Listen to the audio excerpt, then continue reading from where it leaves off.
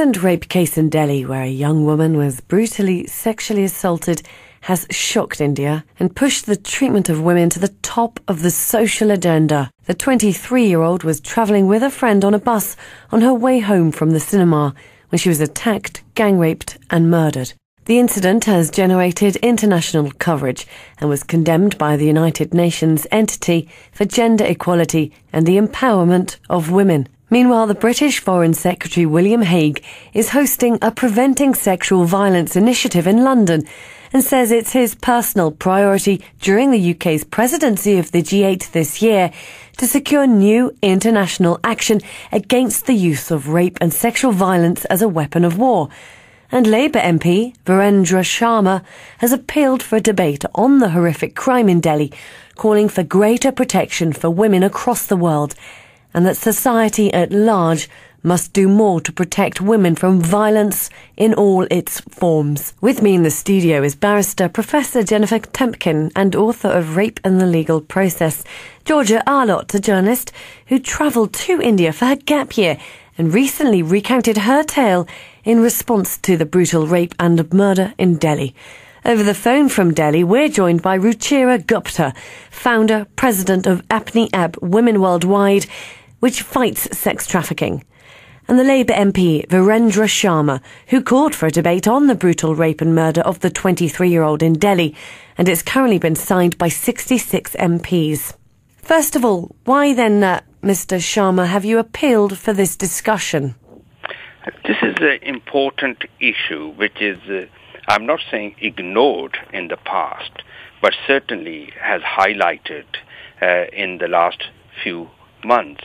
And I think that it is the awareness and also to make sure that the British government and the British people also become part and parcel of any solution and protecting the women in the world. Why did this attack that took place in Delhi spur you on to table this motion for a debate? I mean, violence against women and children is very common in many parts of the world. It is happening daily, and unfortunately, all the political and professionals failed to tackle it in the past. This issue has highlighted through the media and for many other reasons has come on the forefront. And this is the way that everybody, not only me here, throughout the world, the people are awakening and they wanted to have a debate where how we can have the laws and the implementation of laws, but also changing the attitudes of the male chauvinism in the world. So changing the attitude of the male chauvinism in the world, that's a big ask, I must say. But from Delhi then, Ruchira Gupta, what's your response to the fact that we've got a Labour MP in the UK who is calling for this debate on a global scale on male chauvinism and in response to the brutal attack in Delhi? What's the feeling in Delhi at the moment? A lot of hope in Delhi because Justice Verma has come out with a report with recommendations for the government of India to implement, which range from tackling sex trafficking to more participation of women in politics to reducing sexual harassment in the workplace, and for police accountability as well. So we are very, very hopeful that these recommendations will be incorporated into law. And then, of course, the next phase of our movement will begin where we have to go to the streets to make sure that the law is implemented. I'm also thrilled that a Labour MP in UK has, and a male MP at that, has taken the lead in talking about sexual violence globally because what we find is that men are not our most reliable allies. They don't even understand when women are being discriminated. And we need a discussion and a dialogue on what is healthy masculinity. The notion of manhood, masculinity has got so distorted that now it is associated with domination and violence, whereas it can be about participation. So the fact that a Labour MP is talking about masculinity and the role of men is really important. And because UK and India have had such old ties, and now more equal ties, and it's an Indian Labour MP, So I think this will also have a repercussion in India. So both things bring me hope. Well, that's a positive response about the feeling of hope. But for the discussion, can you tell us a little bit about the culture in India and perhaps why rape is acknowledged, accepted, and happens every 4 seconds? Yes, women are in danger from the time they are conceived till the time they are born, and more often inside the home than even on the streets. There's so much discrimination and bordering almost on misogyny. So when a girl child is conceived, then what happens is that she's very likely to be aborted just because she's a girl. If she is born, then she could be the victim of infanticide or femicide. Should she grow up a little bit in an average Indian family, it is very likely that her brother will be sent to school and she will be kept at home. And on top of that, she might be married very early, by the time she's 12, 13 or 14, as a child, and made to have a baby even before she herself has grown up fully. There's a huge amount of maternal mortality in India as well. And even then, there's the whole issue of dowry, where the girl has to bring in money into the boy's family to show, to add value to herself, because she is considered of lower value than the boy or the man. And there are hundreds of deaths, thousands of deaths if a girl does not bring in dowry enough. And then on top of that, if she becomes a child widow, then she's likely to be thrown out of the house and on the street so that she does not have to inherit property. And that is one route she could take. The other is, of course, that she could be trafficked into prostitution, into domestic servitude, and just because she has lesser options. Right from childhood, because she is not sent to school, because she's not given job training, because she's considered of lesser value, she becomes easy prey for traffickers. There are about 3 million women and girls who are trapped in prostitution in India today. And the average age of entry into prostitution is between 9 and 13 years old. And that means, and each girl is visited by about 10 customers a night, which means that about 30 million rapes are committed with impunity every night. And nobody talks about it because these are poor girls. These are girls. They are low caste, very often from minority groups, and nobody cares what happens to them. So in a culture where rape is so normalized, and people excuse the rape of these girls, and there's a culture of impunity, because people will say, oh, men will be men. And therefore, poor girls, low-caste girls and women have to be sexually available for upper-caste men. That culture is normalizing rapes across all levels. In my own work, I have been told repeatedly, not just that men will be men, but if prostitutes don't exist, then girls from good families will be raped. And this is horrifying, because it excuses men, and it also says that, some girls have to be available for some kind of unbridled male sexual desire. You do present another word for it, a horrific culture towards the normalization of rape. But I just want to bring the discussion back to my studio guests here, because Virendra Sharma, you mentioned the male chauvinism, and that obviously is a huge part of the culture in India. Georgia Arlott, you were on a gap year in India, and from this attack, you were inspired to write about your experiences. Can you tell us how you got on when you were travelling around? Yes, my experiences thankfully do not compare to the appalling abuse suffered by that woman in Delhi. I can only talk about my own experiences, which were that I travelled around India with 3 female friends. We were always appropriately and modestly dressed in long-sleeve clothes and long trousers. And we found that sexual harassment was a daily occurrence. It was unavoidable for us. I'll give you an example. On our second day there, we piled into a rickshaw, 4 of us girls in a rickshaw, and I got into the front.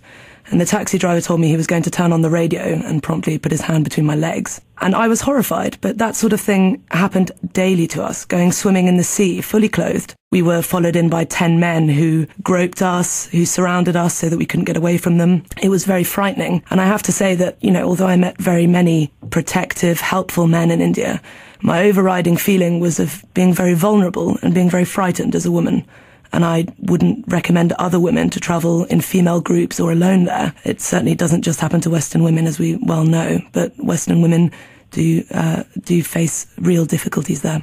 We met a group of some quite westernized men who'd been partly educated in America, who were Indian and from Bangalore, and they invited us to stay with them. We really trusted them. They had a female foreign exchange student with them, and we stayed with them, and they were certainly very protective, very kind to us. Staying in their house in the evenings, the police would arrive right on time at about 11:30 every night and demand a bribe. They would say that we were prostitutes. Of course, that wasn't the case, but that didn't seem to matter. So our friends would pay the bribe nightly, which was rather high, and made us feel incredibly guilty for accepting their hospitality. But it just goes to show that male and female friendship, it goes to show to me that that friendship is not valued or understood in India. You know, a basic friendship that is not built on sexual desire or exploitation.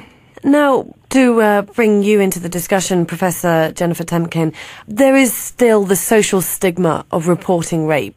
Well, I don't think there's any room for complacency in the UK.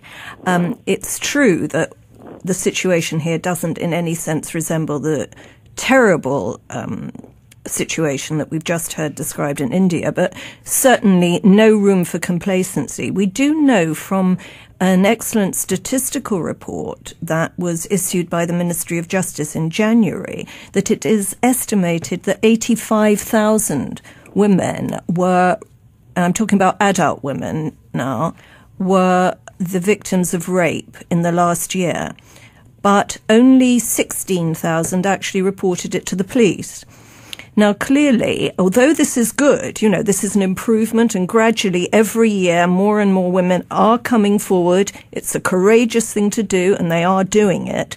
But you can see the huge gap between the numbers of reported rapes to the police and the numbers of rapes that are occurring. And that is perhaps telling us something about a certain lack of confidence that women have in the police force. And I'm afraid that, police response to rape in this country is very patchy.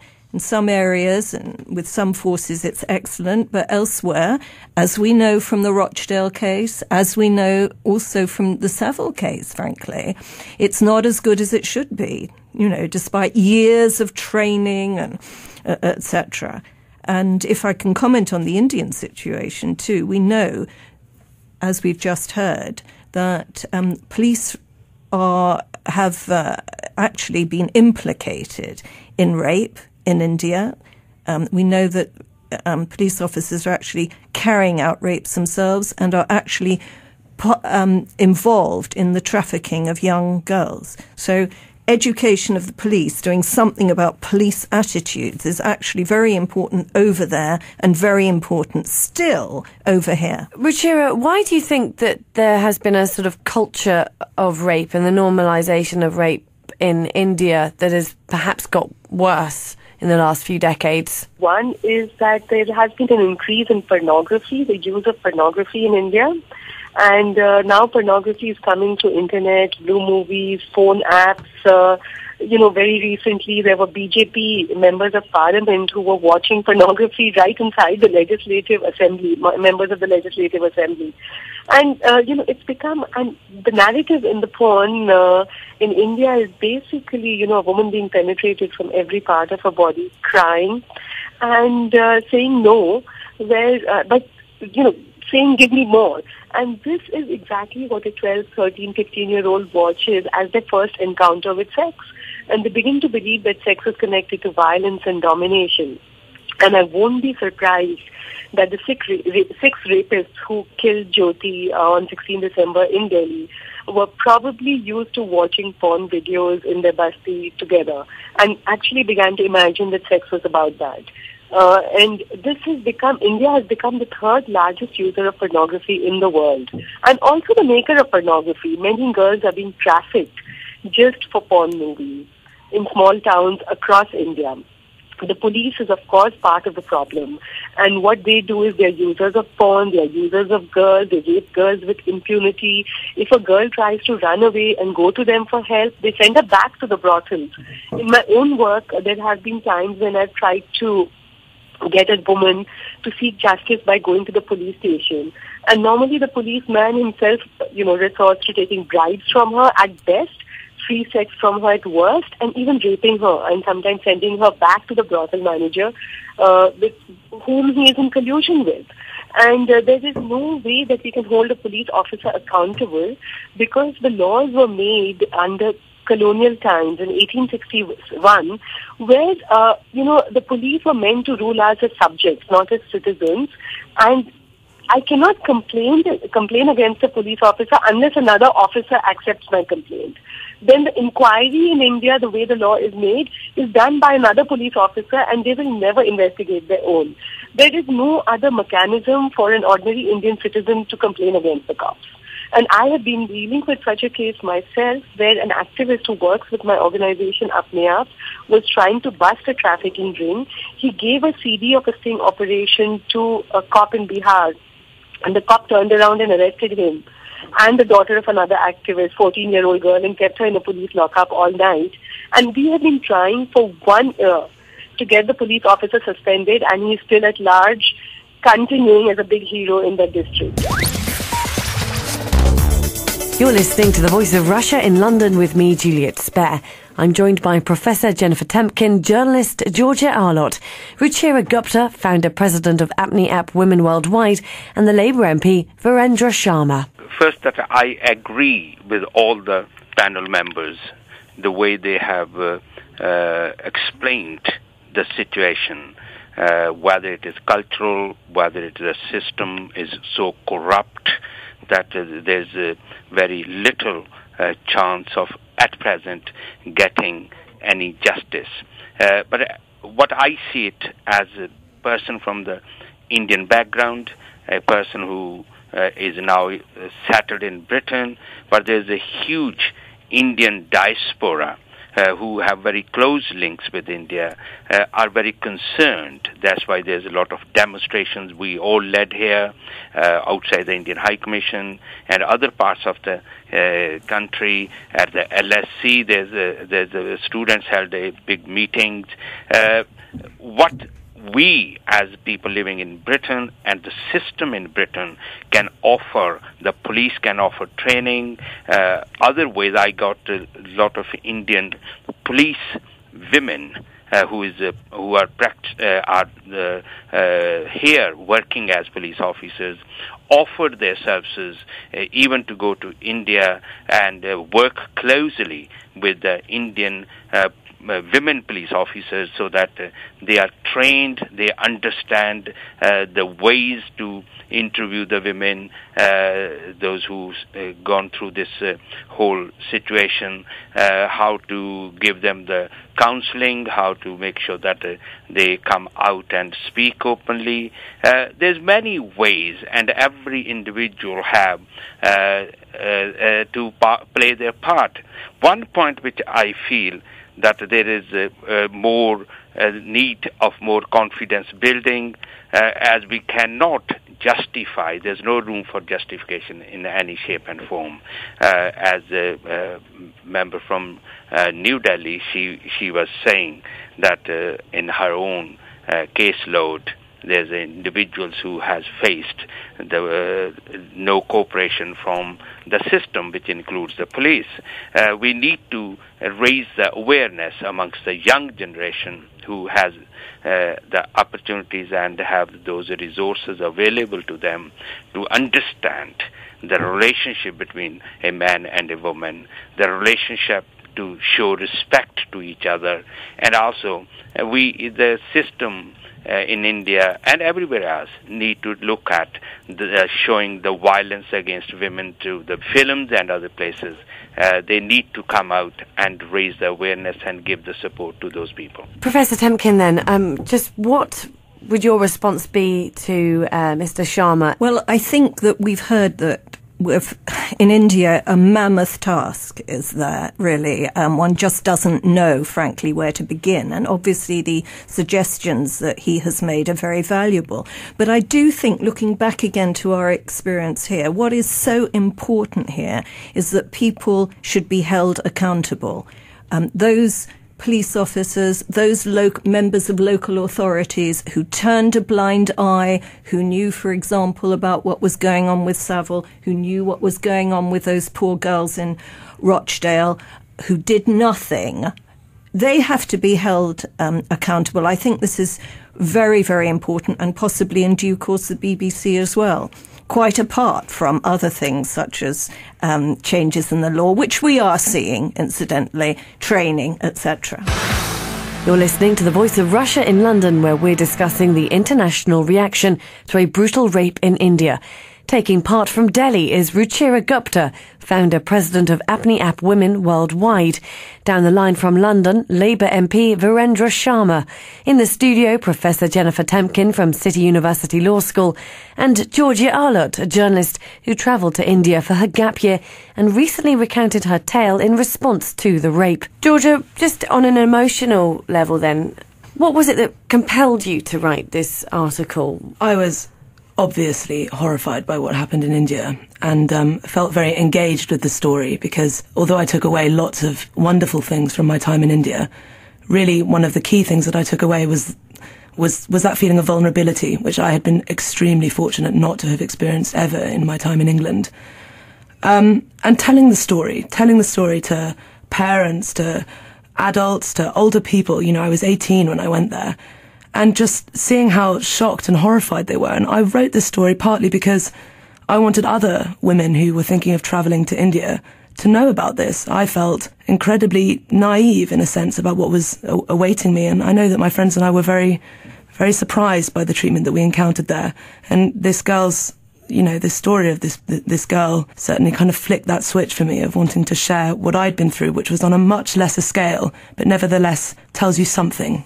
Ruchira Gupta then, sort of Georgia highlighting her experiences in the British press in reaction to what happened, obviously, as she says, is minutiae in comparison to what this poor girl suffered, but in some way does shed light on the global reaction to what has taken place. I think this is an opportunity for the women's movement to shame the government into doing something, because otherwise, most of the politicians in parliament and in our legislatures are all men, and they're really extremely reluctant to tackle women's issues.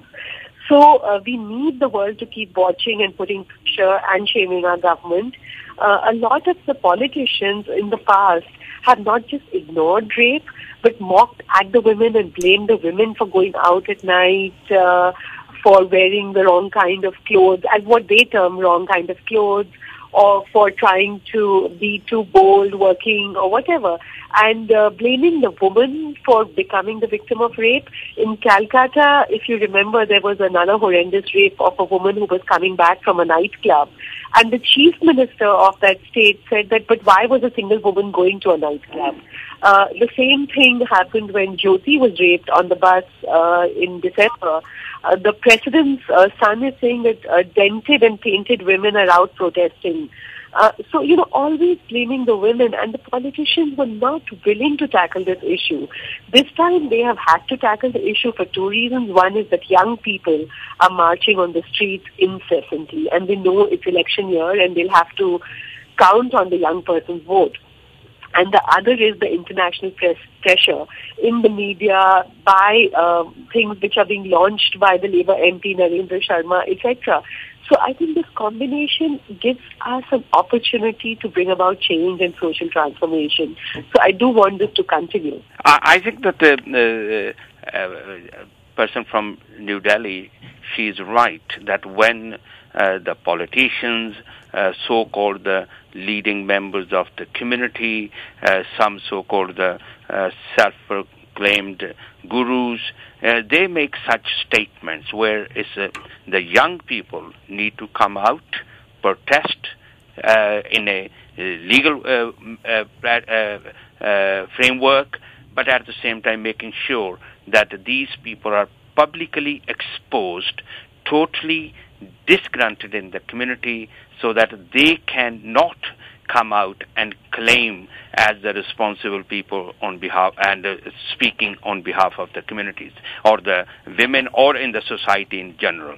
I think that there's a lot of changes coming. People are more aware. The young people from the universities and colleges, when they came out and protested against, is an encouraging point. But I think there is more need to be done. We will carry on in Britain to fight against that kind of nonsense in the society, making sure that we raise those issues and speak to the politicians whenever we meet. I was there only a few days ago when I was quoted in the media, when I was questioning people that what are you doing to protect the young generation. And also it is not only marginalizing, it is actually destroying a human being. And as she was saying earlier on, that this is the culture where right from the day one, even when a woman conceived the child and then they test whether it is a boy or the girl and the abortions taking place, we need to fight different corners where the women and the young children, young girls, and the girls in the womb are protected. Jennifer Temkin. Well, obviously this discussion has been deeply distressing in terms of what we've heard about the condition of women in India and this constant harassment and oppression and discrimination against them. The most heartening thing has been the way that people have been willing to come out on the streets again and again to protest about these dreadful events. So I hope that they'll keep up the pressure, and from that perhaps we'll see some good things emerging. Ruchira Gupta, then, a final word from you and your response to what we've discussed today, and you feel a lot of hope. What's next in your campaign? The next part of my campaign is to make sure that the Verma Commission recommendations are put into an act in Parliament, codified into law, and that the laws are not just applied for rich women or for upper class women and girls, but is applied universally for poor, low-caste girls. And we see no difference between commercial and non-commercial rape. And the fact that there's violence to women inside brothels is equally bad as violence to women outside the brothels. And that laws need to apply, and the police needs to be accountable, and politicians need to be accountable to all women and girls. And finally, from you, Georgia Arlott, what have you taken from today's discussion? I'd certainly love to continue to write and hear about this sort of thing. I certainly agree it's been a distressing conversation, but here we are talking about it on radio. What we've heard is that this is a difficult subject to talk about, sometimes a subject that people are not allowed to talk about. And if these conversations can go on in every country in the world, and crucially in India, then there is hope. I'd like to thank all my guests from Delhi: women's rights campaigner Ruchira Gupta, journalist Georgia Arlott, Professor Jennifer Temkin from City University, and Labour MP Virendra Sharma.